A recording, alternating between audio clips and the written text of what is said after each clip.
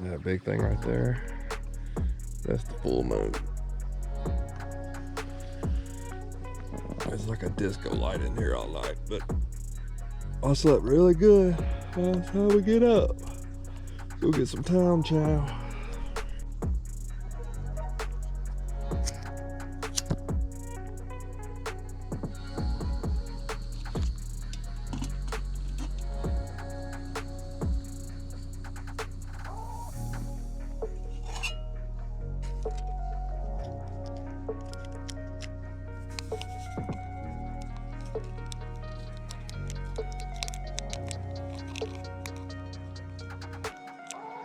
Little Bustelo, little Colombian.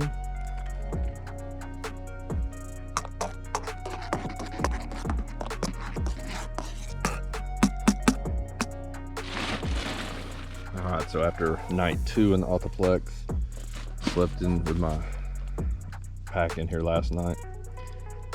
It's just got tons of room in here. That's what I just keep coming back to in my mind of, like, my feet and my head both have 6 inches on either side before it hits the bathtub wall, and I'm 6'4".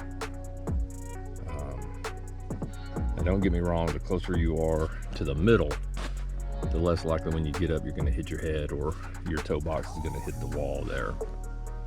I've got a Neo Air X Lite, and with my quilt on top of that, it wasn't close to hitting the sidewall here. Now, I had my head up against, you know, pretty close to the bathtub wall behind me, but that's cool. So anyway, tall guys, this is pretty roomy tent. When you sit up again, if you're used to the duplex, you don't have a lot of shoulder room right here. So again, I'm still trying to get used to that. But everything else so far, I'm digging. More room than I would have thought. All right, some coffee chat with ER time. So, see a lot of talk about ground sheets on like the Facebook hiking groups and stuff. If you see all, I don't know if you can see it. I think you can, but all this stuff, that's all moisture. This thing was totally dry when I put it down last night. It's polycro, by the way. All that moisture that it protected like a vapor barrier ends up coming up into your sleep system or into your tent. If you want to stop condensation in single wall tents, and you're not going to stop it all. And I've been lucky, I've had 2 pretty dry nights with breezes blowing, but this is why I use the ground sheet, because it prevents all that moisture from coming up. And I also like putting up a decently clean tent every day. And then second thing, I probably peed 4 times last night from 8 o'clock to 3:30 when I got up or started waking up, and it was pretty much clear. It looked good all night. But this one, this morning, that's not what you wanted it to look like. But I hydrated super well last night, and this is the point.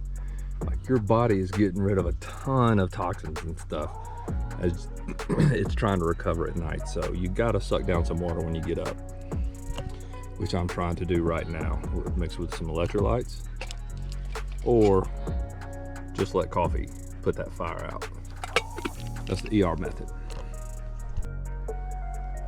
Oh yeah, I mentioned this in one of my videos too. So I'm still in my tent. So I dig a little pee trench. And then when you pee at night, you just pour your pee in there. By the next time you have to go, that will be gone. And this way you don't have pee running down to your tent, especially if the ground's super saturated and it isn't absorbing. Use it or lose it tip right there, folks. That's gold. All right, it's 5:30. Been walking about 10 minutes. Boy, warmer night last night. The spiders are out. Just taking silk to the face. Another advantage of winter, early spring hiking. Didn't have that problem much on the AT so early. Anyway, the temperature is awesome for hiking right now. It's breezy. All right, nice breeze is blowing. probably in the 50s, maybe high 40s, but I think probably low 50s. Awesome. All right, moving towards the board. Let's do it. I know we talked a little bit about this in the previous video, but last night did some testing on the warmth theory inside your quilt or sleeping bag and clothes. So it was pretty warm when I went to sleep, so definitely 30-degree quilt was not laying on top of me. And then I woke up, it was around a little after dark, probably the breeze is kicking up, starting to get really nice. So I was in my sleeping bag liner, that's what I was in starting out. And then I just covered up my legs with a quilt. Seemed to be good. Woke up around 11, started getting a little bit chillier, needed something up top. So I laid the quilt over top of me, see if that would work. It was like I was in an oven. All I had on was a thin t-shirt. Body heat was heating that joker up, roasting me, so that didn't work. Woke up about 30 minutes later, still a little chilly. So got up and put on my mid-layer Patagonia. You know, it's like an R1 waffle shirt type thing. Same ones I had on the AT. That warmed me up for a little while, and that started getting cold, so I put the 30-degree bag on top of me. But now that that body heat's contained more so inside those 2 layers of shirts, my arms are covered. The 30-degree bag was nowhere near as warm then, and it was perfect actually. So it worked out well. So I was up around 2 o'clock to go pee again. So let me try something. Let me take off that Patagonia shirt because I'm comfortable right now. Sleeping bag or my quilt isn't too hot. So I take off that Patagonia shirt, got back underneath the quilt. Nope, like an inferno again. Got up, put the Patagonia shirt back on. Perfect temperature. So again, long rant just to push some thinking out there. That people think if I want to be warm, I got to put on all my clothes and then climb underneath my quilt. You're just defeating the purpose. It's the whole reason why in survival, you come up on somebody who's hypothermic, they strip both of your clothes off and get up against them naked to transfer that body heat. They don't say put on all your warm clothes, each of you, and then snuggle together. Like that's not going to do anything. I mean, they may warm up eventually, but not as fast as if it was your body heat. Same thing with your quilt or your sleeping bag. Body's got to be heating that quilt up, heating that down up to keep you warm. And again, if you want extra layers, stack them on the outside of your quilt, not the inside. All right, long rant. Here we go. Tuesday mornings coming down.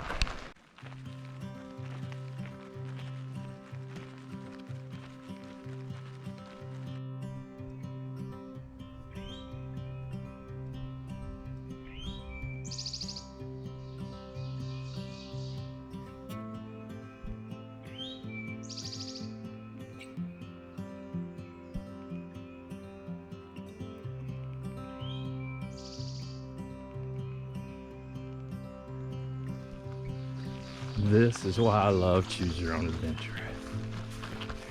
This Forest Service road is freaking gorgeous. Like I've been up here dozens of times. Here's that wood thrush. There he is. Right there. And I've never seen this piece of earth. Man, I dread going back into town, to be honest with you. It always sounds great.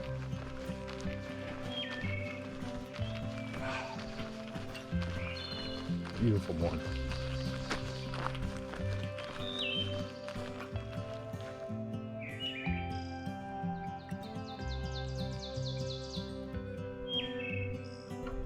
Love it.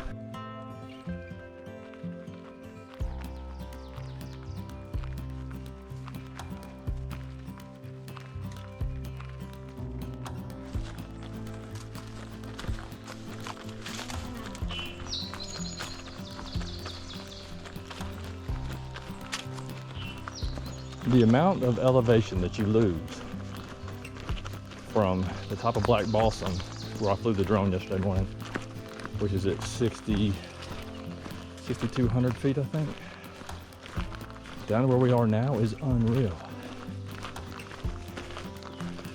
You know, a few years, or a year after I stopped running our training process at the unit and moved on, they reversed. The guys would do the trail last and they would come southbound. Let me just tell you, if you walk that trail southbound, it ain't the same as walking this trail northbound. So you guys that got to skate doing it that way, just talked to the wife and told her I'm gonna do my guilty breakfast this morning instead of tomorrow morning. Tomorrow morning I'll be back in the matrix. Right now my mind's still pretty clear. Thoughts of work and what I need to do at home are starting to creep back in a little bit. But I usually try to eat pretty healthy and not do some highly inflammatory foods for breakfast. Today, however, I'm going to Grampy's. A lot of giant pancakes with some eggs. Oh yeah.